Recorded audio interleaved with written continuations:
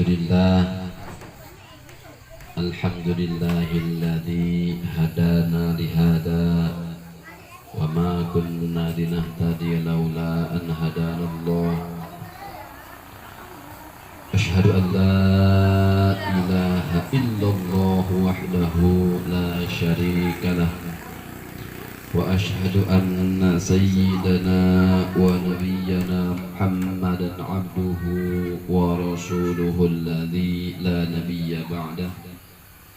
Allahumma salli wa sallim wa karrim wa majid wa azim ala sayyidina Muhammad sallallahu alaihi wasallam wa ala alihi wa sahbihi ajma'in, amma ba'd. Hadirin jamaah majlis ta'lim rahimakumullah. Alhamdulillah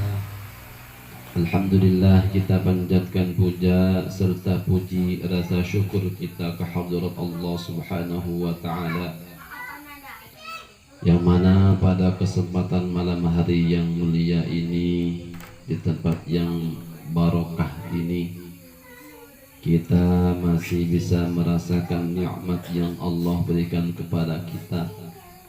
Yang paling utama nikmat iman, Islam, sehat walafiat, juga nikmat kesempatan. Alhamdulillah, dengan kesempatan itu kita bisa berkumpul, bersilaturahim, bermuajahah di acara majlis ta'lim atau pengajian. Mudah-mudahan kumpulnya kita di sini mendapatkan rahmat, ridho dan maghfirah dari Allah Subhanahu wa ta'ala. Amin ya Allah ya Rabbal Alamin. Salawat serta salam semoga tercurah limpahkan kepada junjungan alam Nabi besar Muhammad sallallahu alaihi wasallam beserta keluarganya, para sahabat-sahabatnya, juga kita termasuk umatnya yang mudah-mudahan mendapatkan syafaatnya nanti di hari qiyamah. Amin ya Allah ya Rabbal Alamin. Hadirin jamaah majlis ta'lim rahimakumullah, mari kita lanjutkan kajian Tanqihul Qaulnya. A'udzu billahi minasyaitonir rajim. Bismillahirrahmanirrahim. Al-bab ats-tsani fi fadilati la ilaha illallah. Bab kedua ini menjelaskan fadilah la ilaha illallah. Kemarin menjelaskan fadilahnya ilmu, fadilahnya ulama, fadilahnya hormat atau ta'zim kepada ulama. Sekarang fadilahnya membaca la ilaha illallah. Qala al-Fakihani inna mulazimata dzikriha 'inda dukhulil manzil tanfal faqra.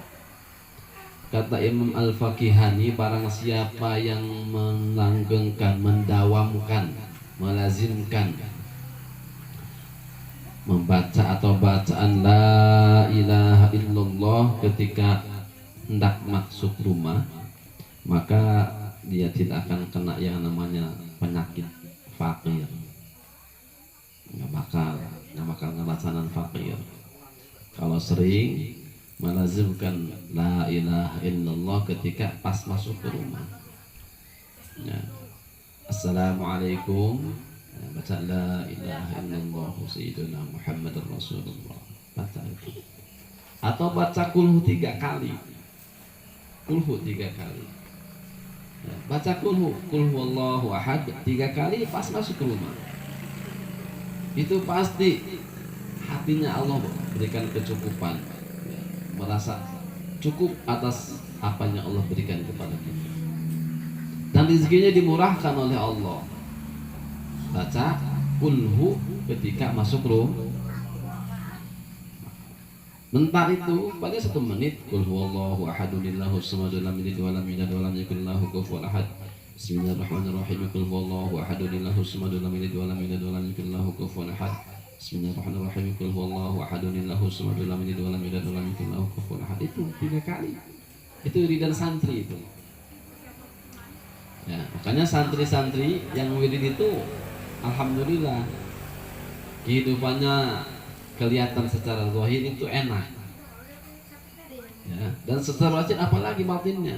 Karena dia sudah melazimkan la ilaha illallah, melazimkan al-ikhlas. Baca 3 kali setelah atau ketika masuk rumah. Assalamualaikum, buka pintu, baca qul 3 kali. Istiqomahkan itu mudah. Jadi kalau kita mau membaca wiridan, ya wiridan, itu yang mudah-mudah aja dulu. Yang menurut kita mudah gampang, tidak berat. Mungkin wiridannya baca zikir tengah malam 3000 kali belum bisa. Ya, karena bangunnya pun kita baru cuma bisa ke kamar mandi doang. Ke kamar mandi, bangun kamar mandi kita tidur lagi. Nah, ini mah mudah. Masuk rumah, assalamualaikum, baca qul 3 kali. Itu baca Pak. Insya Allah gak lama itu. Kerasa fadilahnya. Baca qul 3 kali. Nah, kalau di sini baca la ilaha illallah. Baca la ilaha illallah, maka tidak akan kena yang namanya penyakit atau fakir, kena penyakit atau fakir ya. Wa qala Rasulullah sallallahu alaihi wasallam, bahkan ada yang bertanya, kata Rasul, barang siapa yang memanjangkan atau membanyakkan bacaan la ilaha illallah, hudimat arba'atu ala fi dzambin minal kabair, akan digugurkan, dilebur 4.000 dosa besar. 4.000 dosa besar akan dihapus dengan kalimat la ilaha illallah. Panjangkan, lamakan, banyakkan itu. Kata sahabat, qalu ya Rasulullah fa in lam yakun lahu syai'un minal kabair, bagaimana kalau orang ini tidak punya dosa-dosa besar? Tidak punya dosa besar, kalau orang ini gimana? Kata Rasul, qala yughfaru li ahlihi wa li jiranihi, maka yang akan diampuni dosanya itu adalah keluarga dan tetangganya. Makanya harus merasa senang kalau punya tetangga yang ahli ibadah, ahli zikir. Tapi kadang-kadang ada orang merasa risih dengan zikir-zikir.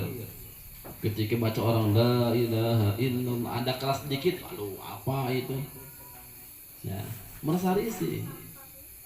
Atau ngaji Quran, anak-anak kami merasa terganggu, aduh bahaya itu ya, bahaya ya. Karena begini, ketika ada seseorang Rasul atau utusan, kalau bukan Rasul, datang ke tempat itu, ke Korea itu, ke kamu itu, ke desa itu, orang disuruh, ada yang bertambah keimanannya, ada yang bertambah kekufurannya, atau bertambah dosanya. Kalau orang bukan kekufurannya, karena belum ada Islam, bertambah dosanya. Dulu dosanya dia cuman begitu-begitu doang, ini telah datangnya Ustaz tambah dosa. Kenapa? Tambah parah, benci sama ustaz, benci sama anak-anak yang ngaji, benci sama zikir, benci sama, aduh itu lebih parah ya, bahkan bisa terjebak dengan kekufuran. Nah, kata Rasul, kalau seseorang yang melazimkan membanyakkan bacaan la ilaha illallah akan dihapus 4.000 dosa orang ini.